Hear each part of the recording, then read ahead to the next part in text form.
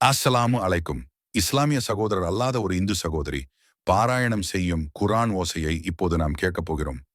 எவ்வளவு இனிமையாக அந்த சகோதரி குரான் ஓதுகிறார்கள். பார்த்தவுடன் ஒரு நாட்டு பெண்ணை நினைவுபடுத்துவார் போல வீடியோவை நாம் ஒரு முறை பார்த்து ரசிக்கலாம்.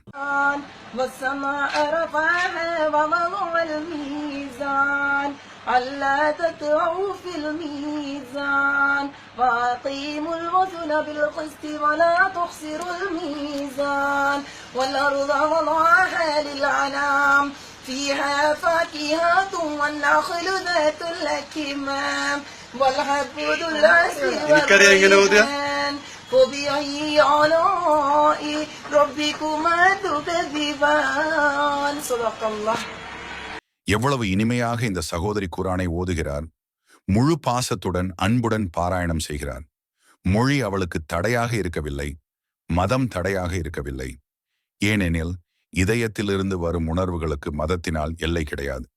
அங்கு இருக்கும் கடை மனிதரும் மற்றவர்களும் ஆச்சரியத்துடன் அவளை கவனிக்கின்றனர்.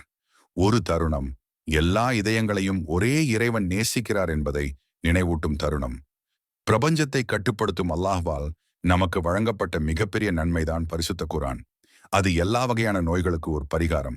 பரிசுத்த குரானில் அல்லாஹ் மிக தெளிவாக சொல்வதுண்டு, அதனால்தான் உண்மையாய் நம்பும் ஒருவருக்கும் இதில் எப்போதும் சந்தேகம் இருக்காது. தினமும் குரான் பாராயணம் செய்வது நம் உடல் மற்றும் மனதின் அனைத்து துன்பங்களுக்கும் ஒரு தீர்வாகும். அதனால் குரானை ஓதுவது ஒவ்வொருவருக்கும் அவசியம். அல்லாஹ் அனைவருக்கும் தௌபீக், இறைவனுடைய அருள் அளிக்கட்டும். ஆமீன்.